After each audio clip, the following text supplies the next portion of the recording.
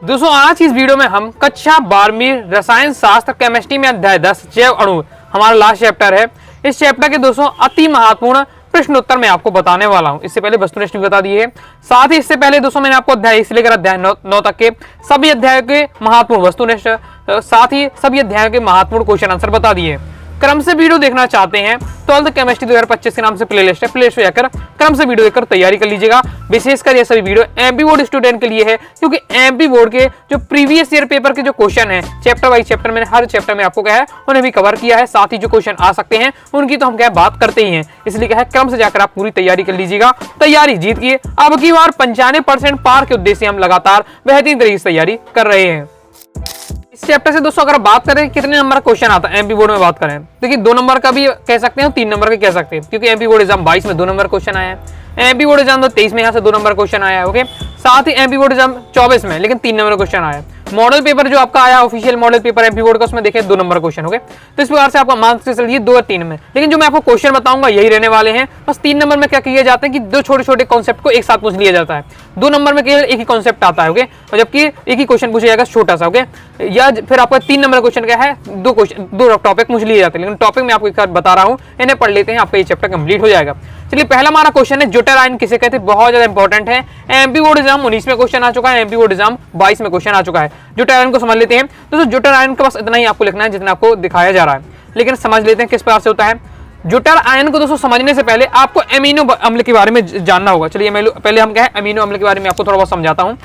Amino अम्ल क्या होता है, बस सिंपल है। एमिनो अम्ल की आपको पहचान क्या होती है कि एमिनो अम्ल क्या है कि कार्बन के साथ अगर एक क्या है कार्बोक्सिलिक समूह COOH, एक कार्बोक्सिलिक समूह जुड़ा है, साथ ही एक क्या जुड़ा हुआ है आपका NH2 समूह जुड़ा हुआ है, तो ये आपका क्या रहेगा एमिनो समूह कहेगा। एक से हम क्या जोड़ देते हैं, कार्बन की तो 4 संयोजकता है आपकी, तो एक तो हम क्या यहाँ एल्किल समूह जितना भी चाहे जोड़ता जाएगा और एक यहाँ हाइड्रोजन जोड़ देते। तो यहाँ आपको क्या ध्यान रखना है, एमिनो अम्ल कब कहलाएगा, एमिनो अम्ल तब कहलाएगा जब कार्बन के कार्बन के साथ क्या है एक COOH समूह जुड़ा हो, यानी कार्बोक्सिल समूह जुड़ा है, और एक आपका NH2 समूह जुड़ा है, तो वो आपका क्या है एमिनो अम्ल कहलाएगा। ओके, और जो प्रोटीन क्या होते हैं, प्रोटीन आपको क्या है एमिनो अम्ल के बहुलक होते हैं, यानी बहुत सारे एमिनो अम्ल मिलकर जब क्या है प्रोटीन बनता है, प्रोटीन का विघटन करते हैं तो आपका क्या है एमिनो अम्ल हमें प्राप्त होता है। तो ज्यूटर आयन का आपको समझने से पहले एमिनो अम्ल आपको क्लियर होना चाहिए। तो आप आइए समझ गए होंगे क्या होता है आपका एमिनो अम्ल, कि कार्बन के एक साइड आपको क्या है एक कार्बोक्सिल समूह जुड़ा हो और एक क्या है आपका एमीन समूह NH2 समूह जुड़ा हो। ओके, तो वो आपको क्या कराएगा एमिनो अम्ल कहलाएगा। बस सिंपल है। तब इसमें अब क्या किया होता है कि जब इसमें जल में घोला जाता है, इस एमिनो अम्ल को जल में घोला जाएगा तो ये अपने आयनों में विभक्त हो जाता है, वही आयन क्या कहलाता है, वही आयन ज्यूटर आयन कहलाता है। किस प्रकार से आयन में विभक्त हो जाता है, तो देखिए क्या लिखा है परिभाषा, एमिनो अम्ल के NH2 समूह NH2 और COOH समूह विपरीत प्रकृति के होने के कारण परस्पर क्रिया करके आंतरिक लवण बनाते हैं, और ये इन्हें हम क्या कहते हैं ज्यूटर आयन कहते हैं। ये आपको लिखना है। तो किस प्रकार से NH2 समूह और एक COOH समूह है, इनकी क्या है प्रकृति विपरीत होने के कारण, अलग अलग प्रकृति होने के कारण ये परस्पर क्रिया करते हैं, लवण बनाते हैं, जिसे क्या है ज्यूटर आयन कहते हैं। किस प्रकार से हम देख सकते हैं यहाँ आपका पूरा ये दिखाया जा रहा है। देखिए ये आपका क्या है कार्बन हो जाता है, कार्बन के साथ क्या है 2 हाइड्रोजन जुड़े हुए हैं, और एक साइड आप देख सकते हैं COOH जुड़ा हुआ है, दूसरी साइड आपका है NH2 समूह जुड़ा हुआ है। ओके, जब इसको क्या विघटन होता है तो किस प्रकार से होता है कि यहाँ का दोस्तों आपका एक हाइड्रोजन है, ये हाइड्रोजन है आपका, ये वाला हाइड्रोजन ये निकल का क्या है इसमें जुड़ जाता है, ये निकल का इसमें जुड़ जाता है, तो आपका ये क्या बन जाता है NH2 से बन जाता है NH3।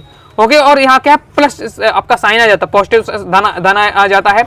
ओके, क्योंकि इसने क्या है प्रोटॉन यहाँ लिया हुआ। ओके, जबकि यहाँ अगर हम देखते हैं तो यहाँ से आपका COO व्यवस्था नेगेटिव, एक हाइड्रोजन इसका हाइड्रोजन चला जाते हैं, यानी ये प्रोटॉन दे देता है, तो इसमें क्या है ऋण चिन्ह आ जाता है। तो बस ये जो आपका बना ये आपका बना ज्यूटर आयन। तो एमिनो अम्ल में से क्या होता है, अगर आपका COOH समूह में से एक हाइड्रोजन निकलकर इसे कहते हैं प्रोटॉन निकल जाए, और एक NH2 समूह में क्या है एक हाइड्रोजन मिल जाए, यानी NH2 NH3 बन जाए, तो ओके, तो ये आपका जो आयन बनता है यही आपका कहलाता है ज्यूटर आयन कहलाता है। सिंपल आप समझ गए होंगे, लिखना किस प्रकार से पेपर में दिया हुआ है।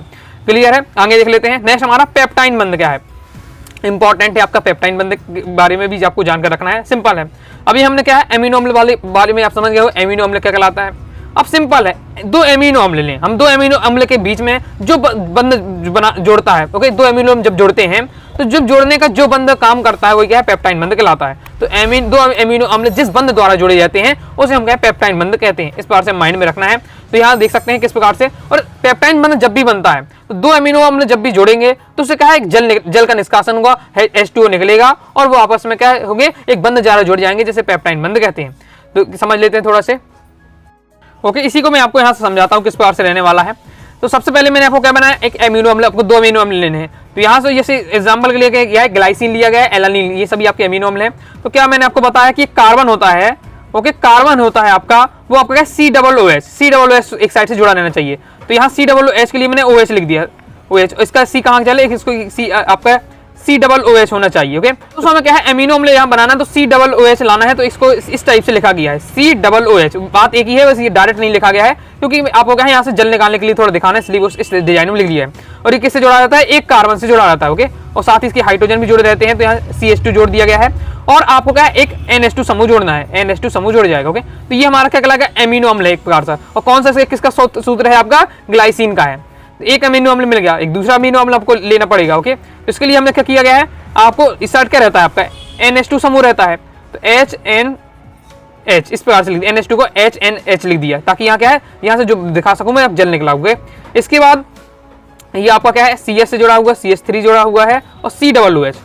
तो यहाँ देख सकते हैं आपका क्या जुड़ा है, अब यहाँ मैंने एल के समूह बताया, तो कुछ भी अब मैथ है, एच जो भी आपको जोड़ना है वो जोड़ सकते हैं। लेकिन मैथ जुड़ा हुआ है तो आपका एनालिन कहलाएगा। ओके, तो ये हमारा देखिए 2 हमने एमिनो अम्ल लिए हुए हैं। तो यहाँ से दोस्तों आप देख सकते हैं, यहाँ देख सकते हैं OH ये आपका निकल जाता है, OH यहाँ से और H यहाँ से। देखिए ये जल निकला, तो ये जल क्या है, बाहर निकल जाता है, जल बाहर निकल जाएगा और ये दोनों क्या आपस में जुड़ जाएंगे। तो ये आप इस प्रकार से देख सकते हैं, ये आप इस बंध से जुड़ जाएंगे, और जिसे हम क्या कहते हैं, पेप्टाइन बंध कहते हैं। सिंपल आप समझ गए होंगे, जब भी 2 अमीनो अम्ल आपस में जुड़ते हैं, ओके, तो उनमें क्या होता है, जल निकल जाता है और पेप्टाइन बंध बनता है। तो क्या है, पेप्टाइन बंध एक एमाइड बंध है जो COOH समूह के अल्फा अमीनो अम्ल के साथ तथा दूसरे अल्फा अमीनो अम्ल के साथ NH2 समूह के बीच जल के अणु का क्या निष्कासन होता है। पहले वाले में क्या होता है, COOH वाले समूह, ओके, दूसरे का है एमीन वाले समूह से। इनका जो होता है जब क्या है क्रिया, तो इनका जल निकलता है, ये 2 अमीनो अम्लों की इकाइयों को एक पेप्टाइन अणु से जोड़ देती हैं। इस प्रकार से होता है। क्लियर है, सिंपल है, आगे देख लेते हैं। नेक्स्ट हमारा क्वेश्चन है, बहुत ज्यादा महत्वपूर्ण है, रेशेदार तथा गोलाकार प्रोटीन में अंतर। MP बोर्ड एग्जाम 2023 में क्वेश्चन आ चुका है, इंपॉर्टेंट है। तो जो प्रोटीन 2 प्रकार के, रेशेदार और गोलाकार प्रोटीन। तो रेशेदार प्रोटीन के अणु लंबे धागे के समान होते हैं, तभी तो इन्हें रेशेदार प्रोटीन कहते हैं, फाइबर प्रोटीन कहते हैं, क्योंकि इनके जो प्रोटीन के अणु होते हैं वो क्या लंबे धागे के समान होते हैं। जबकि गोलाकार प्रोटीन में क्या है, इसके अणु शाखिक या गोलाकार होते हैं। ओके, इसके बाद नेक्स्ट अंतर है, सिंपल है, पहले वाला अंतर क्लियर है। रेशेदार प्रोटीन नाम ही इसलिए रेशेदार पड़ा क्योंकि उनके जो अणु होते हैं वो लंबे धागे जैसे होते हैं। गोलाकार प्रोटीन में क्या है, उसके अणु क्या है, गोलाकार होते हैं। रेशेदार प्रोटीन में है, कुछ स्थानों पर ये अणु परस्पर हाइड्रोजन आबंध के द्वारा जुड़े रहते हैं। गोलाकार प्रोटीन में इसकी इकाइयों में केवल क्या आंतरिक हाइड्रोजन बंध होता है। इसके गोलाकार प्रोटीन में केवल आंतरिक हाइड्रोजन बंध पाया जाता है। और जो रेशेदार प्रोटीन होते हैं क्या जल में आविले होते हैं, जल में घुलते नहीं हैं। जबकि गोलाकार प्रोटीन है, जल में विलय हो जाते, जल में घुल जाते हैं, साथ ही जल के साथ ये अम्ल, क्षार, लवण इत्यादि से भी घुल जाते हैं। मैंने यहाँ अंतर आपको किस प्रकार से लिखना है कि जो रेशेदार प्रोटीन होते हैं जल में क्या होते हैं, आविले होते हैं, जल में नहीं घुलते हैं। जबकि गोलाकार जो प्रोटीन है वो जल में घुल जाते हैं। उदाहरण के लिए आप देख सकते हैं, जैसे केराटिन क्या है, एक रेशेदार प्रोटीन है। गोलाकार प्रोटीन में एंजाइम क्या है, गोलाकार प्रोटीन है। इसके साथ ही और नेक्स्ट पॉइंट है, रेशेदार प्रोटीन पीएच तथा तापमान के प्रति क्या सक्रिय होते हैं। जबकि गोलाकार प्रोटीन है, गोलाकार प्रोटीन पीएच और तापमान के प्रति क्या सक्रिय नहीं होते। 4 अंतर दिए हैं, माइंड में 3 अंतर याद करके रखिएगा।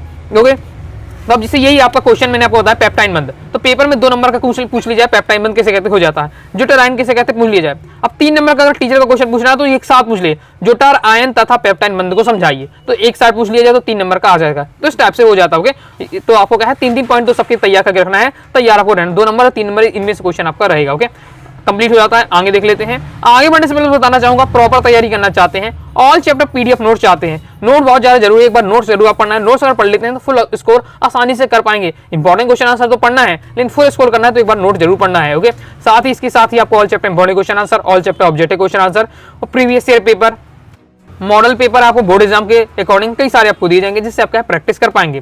तो कोर्स को दोस्तों ज्वाइन करने के लिए 90 39 53 44 79 इस दिए व्हाट्सएप नंबर मैसेज करके केमिस्ट्री के कोर्स के बारे में जानकारी ले सकते हैं और कोर्स को ज्वाइन कर सकते हैं। आगे देख लेते हैं।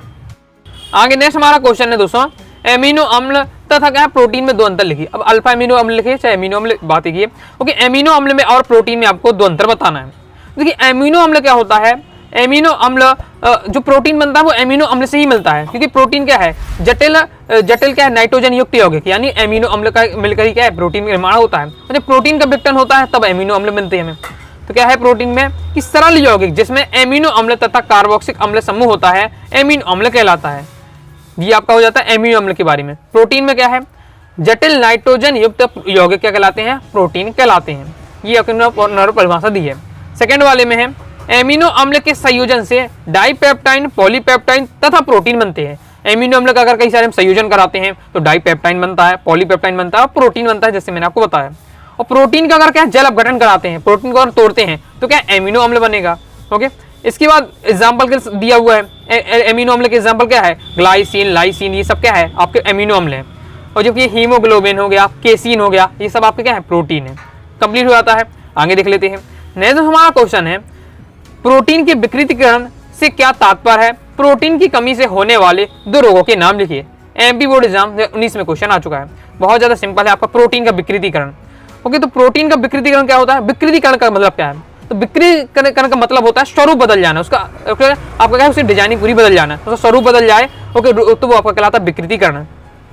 तो प्रोटीन को जब भी हम क्या करते हैं गर्म कर देते हैं या फिर सांद्र अम्ल, सांद्र क्षार की विलयन से अगर उसकी हम क्रिया करा देते हैं तो उसका जो उसकी जैविक क्रियाशीलता है, यानी उसकी जो शक्ति है प्रोटीन के अंदर, ओके, वो क्या सब समाप्त हो जाती है और प्रोटीन क्या हो जाता है, पूरा स्वरूप बिगड़ जाता है। प्रोटीन नहीं रह जाता है। तो ये क्या है, प्रोटीन का विकृतीकरण है। तो वही सिंपल बताया जा रहा है। प्रोटीन को जब भी हम गर्म करने पर या सांद्र अम्ल या सांद्र क्षार का विलयन मिलाने पर इसकी जैविक क्रियाशीलता नष्ट हो जाती है और यह क्या अविलय होकर स्कंदित हो जाता है। ओके, अविलय होकर क्या नीचे वो बैठ जाता है उस विलय के अंदर, स्कंदित हो जाता है, इसके अवशेष उसका क्या नीचे बैठ जाता है। ओके, तो अविलय होकर स्कंदित हो जाता है। इस क्रिया को हम क्या कहते हैं, प्रोटीन का विकृतीकरण कहते हैं। अब जो प्रोटीन की कितनी संरचना होती है, तो प्रोटीन की 3 संरचनाएं होती हैं। तो प्रोटीन की जो प्राथमिक संरचना होती है उसमें कोई परिवर्तन नहीं होता है। ओके, प्रोटीन के विकृतीकरण में प्राथमिक संरचना पर कोई प्रभाव नहीं होता है, जबकि किंतु जो प्रोटीन की द्वितीय और तृतीय संरचना है वो क्या परिवर्तित हो जाती है। याद रखिएगा, ऑब्जेक्ट में भी आता है, मैंने आपको समझा भी था। तो विकृतीकरण की क्रिया में प्रोटीन की जो प्राथमिक संरचना होती है वो अपरिवर्तित रहती है, यानी बदलती नहीं है, जबकि प्रोटीन की द्वितीय और तृतीय संरचना होती है वो बदलती है। प्रोटीन की कमी से होने वाला रोग पूछा जा रहा है, तो प्रोटीन की कमी से होने वाला रोग कौन सा है, क्वाइसियोकर और क्या है आपका मराशमस। ओके, ये आपके 2 रोग हैं, तो इनको भी याद कर लेना है। आगे देख लेते हैं। इसके बाद दोस्तों हमारा नेक्स्ट क्वेश्चन है न्यूक्लिक अम्ल क्या है, इनके 2 महत्वपूर्ण कार्य लिखिए। चलिए देख लेते हैं। न्यूक्लिक अम्ल पूछा जा रहा है, तो न्यूक्लियोटाइड की लंबी श्रृंखलित बहुलक होते हैं। मतलब न्यूक्लियोटाइड की जब कई सारे न्यूक्लियोटाइड मिलकर ओके अब मिलते हैं, श्रृंखला उनकी बनती है, तो वो क्या कहलाता है, जो बनता है वो हमारा न्यूक्लिक अम्ल बनता है। इन्हें क्या है पॉलीन्यूक्लियोटाइड भी कहते हैं। न्यूक्लिक अम्ल के प्रमुख 2 प्रकार होते हैं। तो न्यूक्लिक अम्ल की आप परिभाषा कितना बताना है कि न्यूक्लियोटाइड की लंबी जो श्रृंखलित बहुलक होते हैं वही आपका क्या है न्यूक्लिक अम्ल कहलाते हैं। इन्हें क्या है पॉलीन्यूक्लियोटाइड भी कहते हैं। और न्यूक्लिक अम्ल 2 प्रकार के होते हैं जिन्हें आप जानते हैं, आरएनए होते हैं और आपका डीएनए। आरएनए डीएनए क्या है, ये आपके न्यूक्लिक अम्ल हैं, इसलिए इनके नाम में भी न्यूक्लिक अम्ल आता है। डीएनए का फुल फॉर्म क्या है, डीऑक्सीराइबोन्यूक्लिक अम्ल। आरएनए का फुल फॉर्म राइबोन्यूक्लिक अम्ल। ओके, तो ये आपका फुल फॉर्म तो आपको तैयार करके रखना ही है। ओके, आपके बायोलॉजी में भी रहे। इसके बाद कार्य पूछे जा रहे हैं, क्या क्या कार्य होते हैं, तो मतलब न्यूक्लिक अम्ल यानी डीएनए आरएनए के कार्य भी आप यहाँ सेट कर सकते हैं। तो डीएनए एक क्या पीढ़ी से दूसरी पीढ़ी तक वंशागत प्रभाव को क्या स्थानांतरित करते हैं। दूसरा, डीएनए तथा आरएनए सभी प्रोटीन के संश्लेषण के लिए उत्तरदायी होते हैं तथा हमारे शरीर के विकास तथा संरक्षण के लिए क्या है आवश्यक है। तो तैयार करके रखना है। जितने टॉपिक बता रहा हूं उतना टॉपिक तैयार कर लेते, इससे बाहर नहीं जाएगा, क्योंकि हर जो आपका चैप्टर में जितने टॉपिक है सबसे जो क्वेश्चन बन सकते हैं उनको मैंने कवर किया है। ओके, इसके बाद नेक्स्ट हमारा क्वेश्चन है डीएनए आरएनए में अंतर, बहुत ज्यादा महत्वपूर्ण तैयार करके रखना है। बायोलॉजी में भी आपका इंपॉर्टेंट हो गया। एमपी बोर्ड एग्जाम 20 में आ चुका है, 22 में आ चुका है, 23 में क्वेश्चन आ चुका है, तो इसलिए आप देख सकते हैं कितना ज्यादा इंपॉर्टेंट है, तैयार करके रखना है। चलिए देख लेते हैं डीएनए और आरएनए में अंतर। तो डीएनए और आरएनए में अंतर किस प्रकार से, पहला है इसकी द्विहेलिक्सी संरचना होती है। जो आपने डीएनए की अभी आपने क्या है बायोलॉजी में आपका अध्याय 6 में है आपका डीएनए की वो पूरी संरचना है, तो आपने देखा होगा कि जो डीएनए की है द्विहेलिक्सी संरचना होती है। वाटसन और क्रिक के मॉडल के अनुसार डीएनए की आपने संरचना पढ़ी गई, इंपॉर्टेंट है आपका क्वेश्चन। एमपी बोर्ड एग्जाम 22 में आया था। बायोलॉजी की बात करूँ कि बायोलॉजी के स्टूडेंट है तो आपको क्लियर होगा कि बायोलॉजी में एमपी बोर्ड एग्जाम 22 में क्वेश्चन आया था वाटसन और क्रिक का डीएनए का द्विकुंडली मॉडल। तो उसमें आपने देखा कि किस प्रकार से द्विहेलिक्सी संरचना होती है। आरएनए की हम बात करें तो इसकी क्या है एकल हेलिक्सी संरचना होती है।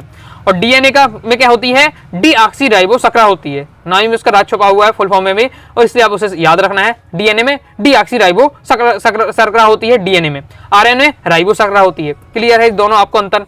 नेक्स्ट है इसमें एडिनिन, ग्वानिन, थाइमिन होते हैं, जबकि आरएनए में एडिनिन होता है, ग्वानिन होता है और यूरेसिल होता है। तो याद क्या करना है, आरएनए में क्या होता है थाइमिन पाया जाता है और आपका डीएनए में क्या है, आपका थाइमिन होता है। आरएनए में थाइमिन के स्थान पर क्या है, यूरेसिल होता है। नेक्स्ट ये एक प्रकार का होता है, और ये जो डीएनए होता है एक प्रकार का होता है, आरएनए 3 प्रकार के होते हैं। और डीएनए में यह मुख्यतः क्रोमोसोम में पाया जाता है, आरएनए यह नाभिक तथा साइटोप्लाज्मा में पाया जाता है। ये 5 अंतर दिए हैं, कम से कम आपको क्या 3 से 4 तैयार करके रखना है। आगे नेक्स्ट हम क्वेश्चन देख लेते हैं। नेक्स्ट हमारा क्वेश्चन है एंजाइम क्या है। बिल्कुल सिंपल आपका है, बहुत आसान, आपके सभी जितने टॉपिक हैं बिल्कुल सिंपल दिए हुए हैं। आइए आपको समझ में आ रहा है, मैं आपको समझाने का प्रयास कर रहा हूँ। समझ में आ रहा है कमेंट बॉक्स में जरूर बताइएगा। एंजाइम देख लेते हैं। एमपी बोर्ड एग्जाम 2024 में एंजाइम वाला क्वेश्चन आया था आपका। देखिए एंजाइम को इस प्रकार से समझिए आप, जब भी हमको आपने अभी केमिस्ट्री पढ़ रहे हैं तो केमिस्ट्री में आपने बहुत सारी क्रियाएं पढ़ी होगी। ओके, जैसे रोजनमुंड अभिक्रिया हुआ है, फिटिंग अभिक्रिया, वुर्ज फिटिंग अभिक्रिया, बहुत सारी अभिक्रिया आपने पढ़ी होंगी। 30 से 40 महत्वपूर्ण है, सभी आपको तैयार होनी चाहिए, क्योंकि आपको पता है केमिस्ट्री में अभिक्रियाओं से आपके क्या है 10 से 15 नंबर क्वेश्चन आपके बनते ही हैं। तो आपने जब भी अभिक्रिया देखी होंगी तो आपने देखा होगा कि पहले दो अभिकारक की क्रिया कराई जाती है, उत्पाद मिलता है, तो उसमें बीच में क्या है उत्प्रेरक भी हम लेते हैं। ऊपर लिखते हैं ना उत्प्रेरक लेते हैं, जैसे पैलेडियम लेते हैं, ओके, निकल लेते हैं, ओके, तो ये सब हम क्या है उत्प्रेरक लेते हैं। तो किसी भी अभिक्रिया को हमें क्या है बढ़ाने के लिए, ओके, उसे धीमे करने के लिए हम किसका उपयोग करते हैं, उत्प्रेरक का प्रयोग करते हैं। तो उत्प्रेरक क्या कराते हैं, उत्प्रेरक हमें पढ़ा है कि क्या होता है, क्रिया की जो अभिक्रिया की दर को बढ़ा देते हैं या फिर घटा देते हैं, लेकिन स्वयं अभिक्रिया में भाग नहीं लेते, वो उत्प्रेरक कहलाते हैं। तो ये जो उत्प्रेरक होते हैं वो क्या, जो हमारी केमिस्ट्री लैब है उसकी अभिक्रियाएं उनमें काम करते हैं। लेकिन हमारे जो शरीर की हम बात करते हैं, हमारे शरीर में बात करते हैं, तो हमारे शरीर में भी क्या है बहुत सारी क्रियाएं होती हैं। जैसे हम भोजन का पचना, तो ये भी क्या है क्रिया है, भोजन का पचना कैसे होता है, ये भी क्या है रासायनिक अभिक्रिया है। श्वसन लेते तो ये भी एक रासायनिक क्रिया है। तो ये हमारे शरीर के अंदर क्रियाएं होती हैं, तो उसमें उत्प्रेरक का काम कौन करता है, तो जिसमें जो उत्प्रेरक का काम करते हैं वही एंजाइम कहलाता है। तो बस माइंड में इस प्रकार से रखना कि बाहरी जो हमारी क्रियाएं होती हैं उनमें हम क्या उत्प्रेरक लेते हैं अभिक्रिया को बढ़ाने के लिए, या अभिक्रिया को क्या मेंटेन करने के लिए, उसको नियंत्रण करने के लिए। इसी प्रकार से जो शरीर के अंदर जो हमारी जैविक क्रियाएं हैं, जैविक क्रियाएं जैसे श्वसन करना है, भोजन का पाचन करना, ये सब हमारे शरीर के अंदर की जो क्रिया होती है उनको नियंत्रण करने के लिए जो उत्प्रेरक होते हैं वही है एंजाइम कहलाते हैं। ओके, तो उत्प्रेरक और एंजाइम लगभग आप समझ सकते हैं कि उत्प्रेरक बाहरी वाला काम करते हैं, बाहरी अभिक्रिया, और शरीर के अंदर की जो क्रिया को नियंत्रित करते हैं वो एंजाइम कहलाते हैं। तो समझ गए हैं आप। अब इसकी लिखना किस प्रकार से पेपर में 2 से 3 लाइन में कि एंजाइम जीवित कोशिकाओं में उत्पन्न होने वाले नाइट्रोजन युक्त कार्बनिक पदार्थ हैं, जो शरीर के अंदर होने वाली जैविक क्रियाएं जैसे भोजन का पाचन, श्वसन आदि में भाग लेते हैं और उन्हें उत्प्रेरित करते हैं। जैसे क्या है एमिलेज। अब कई प्रकार के एंजाइम होते हैं, एग्जाम्पल के लिए 1-2-3 आप हर टॉपिक का 2-3 आपका उदाहरण तो जरूर याद करके रखिएगा, क्योंकि पेपर में आ जाता है कि उदाहरण से समझाइए। ओके, तो जैसे एंजाइम का उदाहरण है आपका एमिलेज हो जाता है। ओके, तो ये आपको जरूर याद रखना है। तो जो मैंने आपको समझाया वही बात है कि एंजाइम क्या है जीवित कोशिकाओं में, जीवित कोशिकाओं में यानी हम चाहे मनुष्य हो चाहे जीव जंतु हो, ओके, जो जीवित हैं कोशिकाएं हैं उनमें क्या होता है नाइट्रोजन युक्त कार्बनिक पदार्थ होते हैं एंजाइम, जो क्या है शरीर के अंदर होने वाली जैविक क्रियाओं को क्या करते हैं भाग लेते हैं, उनको क्या है उनको प्रेरित करते हैं, उनको नियंत्रित करते हैं, एंजाइम कहलाते हैं। सिंपल, आई होप समझ गए होंगे। नेक्स्ट देख लेते हैं। नेक्स्ट भी इंपॉर्टेंट आपका टॉपिक है आवश्यक एवं अनावश्यक एमिनो अम्ल क्या होते हैं। प्रत्येक के 2 उदाहरण दीजिए। एमपी बोर्ड एग्जाम 2024 में क्वेश्चन आया है, आवश्यक एमिनो अम्ल और अनावश्यक एमिनो अम्ल। तो इसको हम समझ लेते हैं। देखिए हमारे शरीर में क्या है 20 प्रकार के एमिनो अम्ल की आवश्यकता होती है, मतलब हमारे शरीर में 20 प्रकार के एमिनो अम्ल होने चाहिए।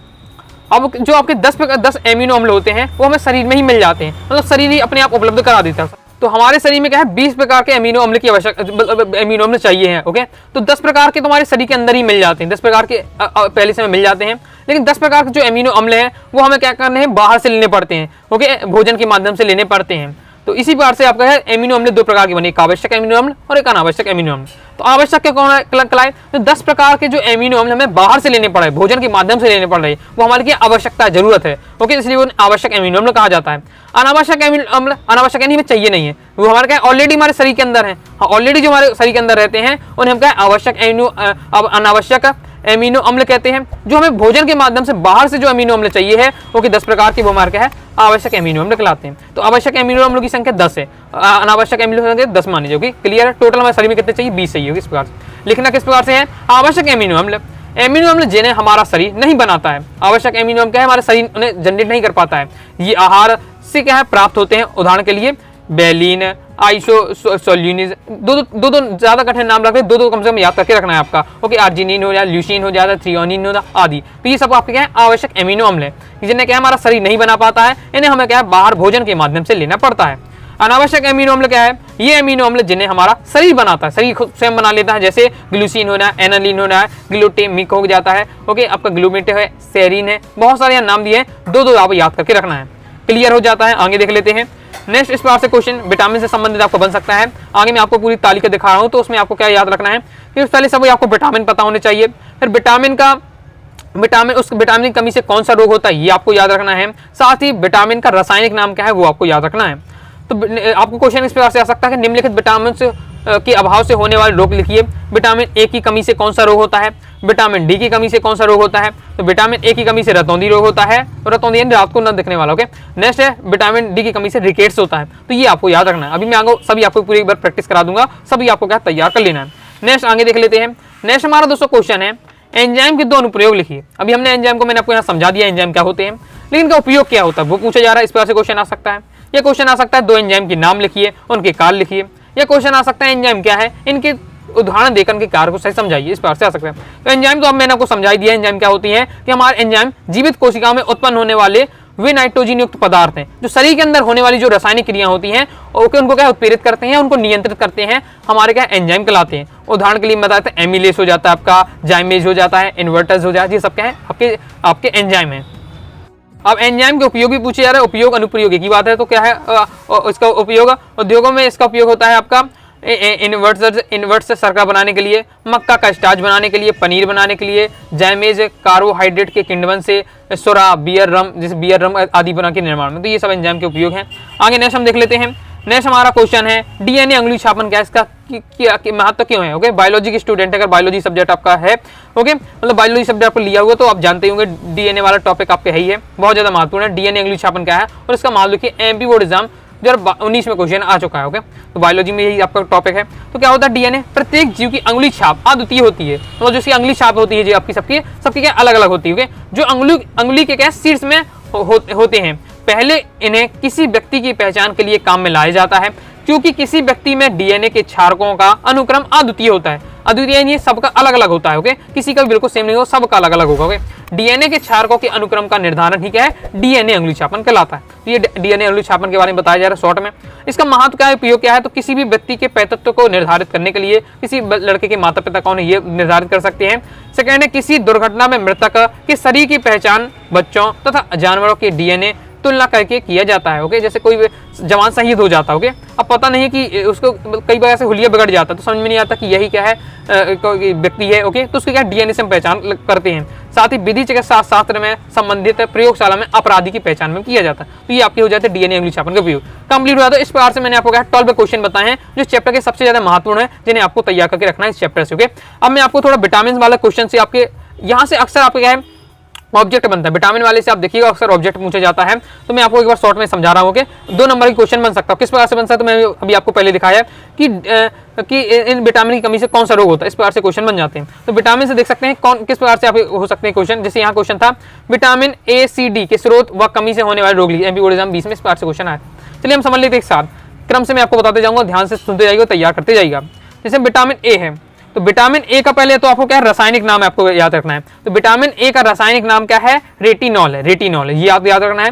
सूत्र याद रख सकते हैं। ओके, थोड़ी बार पढ़ लीजिएगा। ओके, और ये भी याद रखना कि जो विटामिन ए होता है वो बसा में विलय होता है। विटामिन ए क्या है, बसा में विलय होता है। ओके, जबकि आपका ओके इसके बाद दोस्तों इसके बाद स्रोत दिया हुआ कि हम विटामिन ए को कैसे प्राप्त कर सकते हैं। स्रोत तो कम ही आता, मेन आता है विटामिन का रासायनिक नाम, और उसके बाद पूछा जाता है उसकी कमी से होने वाला रोग। ये बहुत ज्यादा महत्वपूर्ण है, तो ये तो आपको याद होना चाहिए। बाकी एक बार स्रोत और कार्ड भी एक बार आपको पढ़ लेके रखना है। तो हमें विटामिन गाजर से मिलता है, पपीता से, मांस, अंडा, दूध, मक्खन से मिलता है आपका। ओके, कॉर्ड, लीवर ऑयल आदि से मिलता है। ओके, इसकी बात करते कार क्या है, तो संक्रमण से हमारी रक्षा करता है। आंखों एवं त्वचा में क्या है, स्वस्थ बनाए रखने में विटामिन ए की भूमिका रहती है। और कमी से होने वाला कौन है, तो मैंने इसको याद रखना है रतौंधी। रतौंधी होता है विटामिन ए की कमी से कौन सा रोग होता है, रतौंधी होता है। और भी आपके ये रोग दिए हुए तो भी आप देख सकते हो। तो ये आपके रोग हो जाते हैं। आगे देख लेते हैं। इसके बाद दोस्तों हम विटामिन B1 की बात। अब विटामिन जो बी होता है वो कई प्रकार के होते हैं। B1 है, B2 है, B4 है, B10 है, B12 है। तो विटामिन बी में भी कई टाइप हो जाते हैं। तो ये भी आपको याद रखना है। विटामिन B1 का रासायनिक नाम क्या है, थायमीन है। जो आपको फैक्ट को याद रखना है, ऑब्जेक्ट यहाँ से पूछा जाता है या फिर 2 नंबर ही बन सकता है। ये किससे कहाँ से प्राप्त होता है वो आपको दिया हुआ है। ओके, इसके बाद ये हमारे क्या कार्य करता है, इसके फायदे होते हैं, तो ये आपका दिया हुआ है। इसके बाद इसकी विटामिन बी की कमी से कौन सा रोग होता है, आपका बेरी रोग होता है। ये इंपॉर्टेंट है, पूछा जाता है। विटामिन बी से कई बार आ चुका है, बेरी रोग होता है। ओके, तो ये आपको तैयार करना है। साथ ही भूख न लगने वाला पेशियों का कमजोर होना, हृदय कमजोर होना और भी क्या है कई सारे इसके क्या है रोग हो जाते हैं। विटामिन B2 की बात करें तो ये सबके क्या उनके नाम दिए हुए, उनके फॉर्मूला दिया हुआ है। विटामिन B2 का रासायनिक नाम क्या है, राइबोफ्लेविन नाम है। ओके, और ये क्या है जल में विलय है। विटामिन B वाला पूरा क्या है जल में विलय होते हैं। ओके, इसके साथ ही इसलिए इस टाइप से क्वेश्चन आपसे बन सकता है कि विटामिन बी को हमारे क्या शरीर के विटामिन बी की कमी अक्सर क्या शरीर में क्यों हो जाती है, क्योंकि जो विटामिन बी होते हैं वो क्या जल में विलय होते हैं। जल में विलय होने के कारण ये क्या मूत्र से निकल जाते हैं, तो शरीर में ये ठहर ही नहीं पाते हैं। जबकि जैसे विटामिन डी है, तो विटामिन डी क्या है वसा में विलय होता है, तो वसा में विलय होने के कारण ये हमारे क्या शरीर में ठहरता है, रुकता है। ओके, तो इसकी हमें इतनी कमी इतनी ज्यादा महसूस नहीं होती। ओके, थोड़ा बहुत भी आप विटामिन डी लेंगे तो भी आपका काम चल जाएगा, लेकिन विटामिन बी आपको लगातार लेना पड़ेगा, क्योंकि है ये जल में विलय होते हैं, तो ये क्या मूत्र से बाहर निकल जाते हैं इस टाइप से। ओके, तो ये भी क्वेश्चन इस बार से आया था, मॉडल पेपर में क्वेश्चन आया था इस टाइप से, मैंने आपको समझाया भी था। ओके, तो मॉडल पेपर सॉल्यूशन में आपको सभी सब्जेक्ट की बता दिए है। एमपी बोर्ड एग्जाम 2025 के जो ऑफिशियल मॉडल पेपर है सभी का मैंने सॉल्यूशन बताया है, आप क्या है प्लेलिस्ट में बता दी है, तो जाकर जो देखिएगा। तो विटामिन B2 का रासायनिक नाम है राइबोफ्लेविन है। उसकी किससे प्राप्त होता स्रोत क्या है ये बताया जा रहा है। ओके, इससे क्या कार्य होता है, शरीर में इसका वृद्धि करना, बालों को गिरने से रोकना, ये सब काम होता है।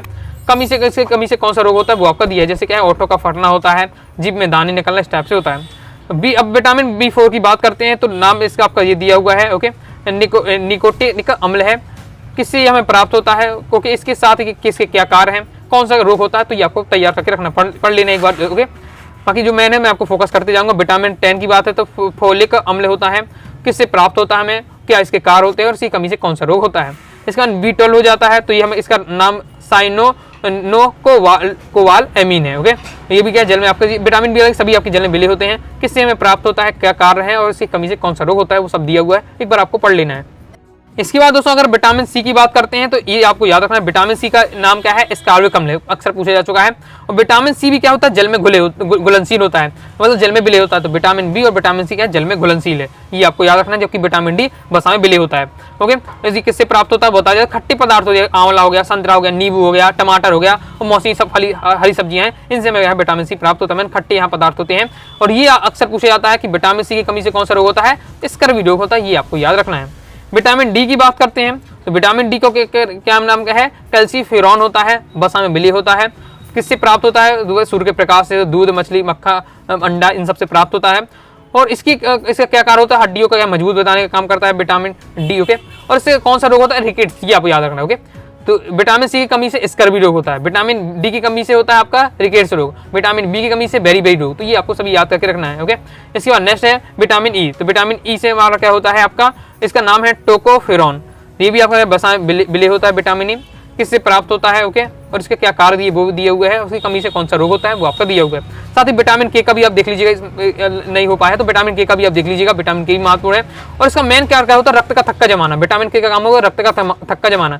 जिस व्यक्ति में क्या है विटामिन के की कमी होगी उसका क्या रक्त आसानी से नहीं जम पाता, अगर उससे चोट लग जाती है तो खून लगातार बहता रहेगा। ओके, तो रक्त का थक्का नहीं बन पाता है, तो ये आपको याद रखना है। साथ ही इसका रासायनिक नाम और देख लीजिएगा। तो इस बार से कंप्लीट हो जाता है इस चैप्टर की, मैंने आपको कंप्लीट इंपॉर्टेंट बता दी है, जहां से क्वेश्चन बनते हैं सभी मैंने आपको कंप्लीट करा दिया है। ओके, तो अच्छे से आपको सभी तैयार करके रख लेना है।